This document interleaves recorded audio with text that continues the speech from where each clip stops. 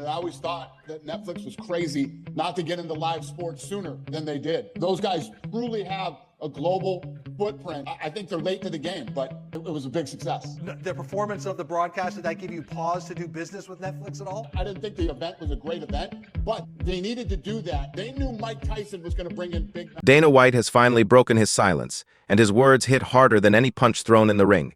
You could see the disappointment on his face, with fury burning in his eyes. He gets mad when I do this, but Mike's 60, man. I don't know. What do you guys think about it? Who gives a shit what I think? It's not my fight. I love Mike Tyson, you know, personally as a friend, and he's one of my favorite athletes of all time. Why? Because he just watched boxing's reputation get trashed by none other than a living legend and a self-proclaimed problem child. That's right, Mike Tyson and Jake Paul didn't just embarrass themselves, they set fire to the integrity of the entire sport. To destroy something legendary, it only takes two forces pulling in opposite directions, and Tyson and Jake proved they were more than capable of the task. I mean, all the people that are, you know, there's a lot of, Portnoy went out and said that it was the greatest con job of all time. All those hype-filled training videos, all the trash talk and fake threats, turns out, it was just as fake as the fight itself.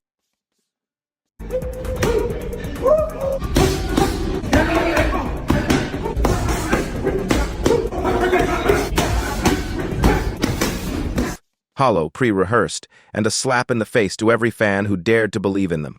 How are we, the fans, ever supposed to trust a boxing match again? Put together a training camp and come in, and I don't like to see guys fighting it. Be a 31-year age difference during that fight. Just, you guys know what I think of that stuff. Leaked footage has surfaced showing Mike Tyson and Jake Paul, yes, that Mike Tyson, the boxing legend, and Jake Paul, the loudest YouTuber to ever step in the ring, allegedly rehearsing for a scripted fight. Not sparring, not strategizing, just straight up practicing like they were auditioning for some community theater production titled How to Scam Your Fans in 10 Rounds or Less. Let's talk about betrayal, shall we? Fans didn't pay to see a dress rehearsal, they paid handsomely. By the way, for what they thought was a real clash of skill and legacy. Instead, they got what now looks like a pre-planned choreography routine. This wasn't boxing, it was boxing cosplay. And the fans, the people who bought tickets, pay-per-view streams, and overpriced merch, they've been played. And it was a bit of a shit show, but, what did you expect? Seriously, when you stayed home and you turned on Netflix that night, we were like, holy f***, I'm about to see the greatest live sporting event of all time. Let's not pretend this disaster didn't come with a hefty payday. Tyson reportedly pocketed a cool $20 million for this so-called fight, while Jake Paul cashed in somewhere between $40 million.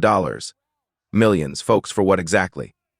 A performance so fake, it would make pro wrestling blush with embarrassment. There's a lot of, Portnoy went out and said that it was the greatest con job of all time. Dana White, the UFC boss, took one look at this mess and decided to turk it from orbit. He called it a circus act, which, frankly, is an insult to circuses. At least clowns are upfront about what they're doing. This was a spit in the face of every real fighter who's ever bled, broken bones, or risked it all for their sport. White wasn't just mad, he was livid, calling the entire spectacle a stain on the already struggling reputation of boxing. The biggest problem with the Jake Paul thing is, and how this plays out, is when he actually fought somebody who was a boxer, who had the same type of record he has, who was his age, Tommy, and who was his size, he lost. And yes, an actual fight script leaked online before the event. And it wasn't vague either, it spelled out every move like some bizarre screenplay. Tyson's aggressive opening, scripted. Jake Paul's cautious strategy, scripted. The fifth-round drama where someone almost gets knocked out, completely scripted. When the fight actually happened, it played out so perfectly to the leaked blueprint that it felt like watching a spoiler-filled trailer for a movie you didn't even want to see. Well, X has spoken. The fight was scripted. Everyone is talking about this on X, and the script was actually leaked on X a few days ago. The fight itself, a joke. Tyson, who once struck fear into the hearts of his opponents, looked like he was just going through the motions. Sure, his bob and weave were there, but the intensity, the fire, gone. And Jake Paul, his movements matched the script so perfectly, it was almost painful to watch. Fans didn't witness boxing, they watched a sad parody of it, wrapped in glitz and hype. It wasn't a fight, it was a live-action scam. And guess what? People paid millions to see it. When the bell rings, Tyson is showing flashes of his old form, which actually happened. As soon as the bell went, Mike Tyson came out with that head movement, pushing forward. Immediately he stalks forward with his signature bob and weave style. Dana White wasn't done tearing this travesty apart. He didn't just call it a joke, he slammed Jake Paul's entire career. White pointed out the obvious. Paul keeps picking fights with guys who are either way past their prime or have no business being in a boxing ring. It's like Paul's personal matchmaking strategy is to find the oldest, slowest opponents, and then act surprised when he wins. White's frustration boiled over as he called out Paul's refusal to face real fighters, the ones who've spent their lives mastering the sport. Any circumstances, almost 60-year-old man shouldn't be fighting a 27-year-old guy, even if it's Mike Tyson. So my biggest problem with the Jake Paul thing is, and how this plays out, is when he actually fought somebody who was a boxer, who had the same type of record he has, who was his age, Tommy, and who was his size, he lost. Every dodge, every dramatic moment of the fight completely choreographed, like it was some second-rate drama. Imagine being Dana White, running the UFC, where fighters sacrifice everything for a shot at glory, only to watch Jake Paul and Mike Tyson pull off this embarrassment. White didn't sugarcoat it. This wasn't boxing, it was theater. And bad theater at that. I mean, all the people that are, there's a lot of, in Portnoy went out and said that it was the greatest con job of all time. And Jake Paul? Let's just say Dana didn't hold back. He roasted Paul for dodging real opponents and cherry-picking legends who are way past their prime. White didn't mince words, basically exposing Paul's entire act as a calculated scam to pad his ego without taking any real risks. What do I think of the Mike Tyson fight? Yes. Tyson's 58 years old. You know what I mean? Jake fought a guy who was his age and was also considered a boxer, and he lost. And Tyson.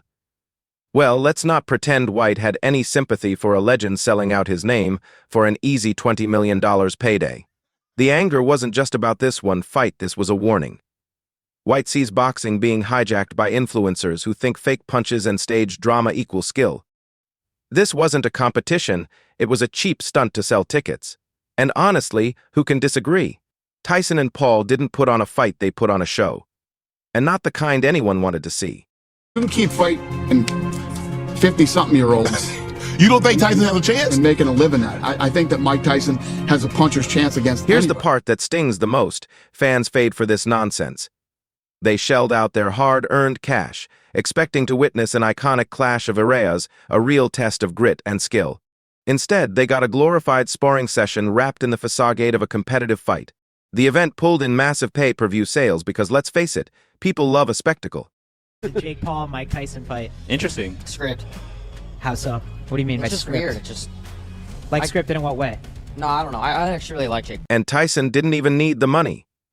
He's got a thriving cannabis empire, a mountain of endorsement deals, and royalties from a career that's already cemented his place in history. So why stoop to this level? It's not like he was short on options. The guy could have spent his time doing literally anything else. But no, he chose to put his name on what's now being branded as one of the biggest jokes in boxing history. Mike Tyson's just been beat off Jake Paul. But how? Mike Tyson's an absolute legend and one of the greatest fighters of all time. How can this YouTuber beat such a great fighter? As for Jake Paul, let's not pretend this was ever about the sport. This wasn't about proving himself as a boxer. It was about adding another clickbait headline to his resume. Jake Paul beats Mike Tyson, it practically writes itself. And you better believe he's plastering that across every social media platform. Never mind that Tyson is nearly 3 decades older and well past his prime. Jake's strategy is simple: cherry-pick opponents who look good on paper but pose no real threat in the ring. I mean, all the people that are, there's a lot of, in Portnoy went out and said that it was the greatest con job of all time.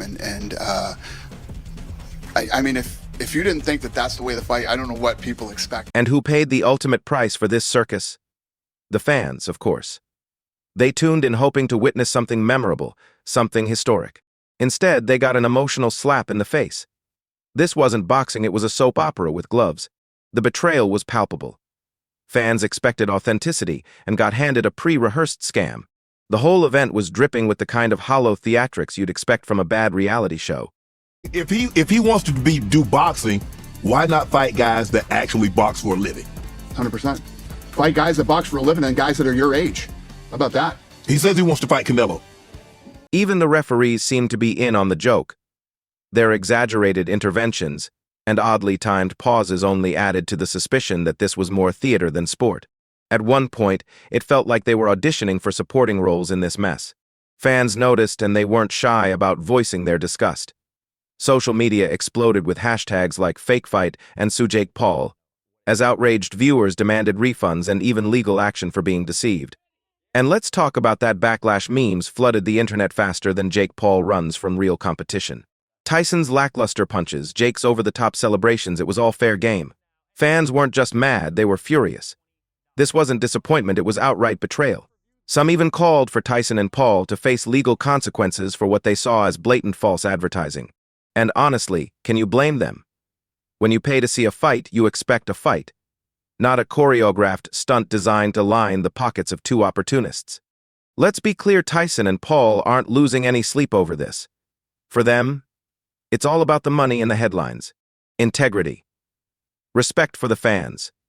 Forget it. They're too busy swimming in their piles of cash to care about the mess they've left behind.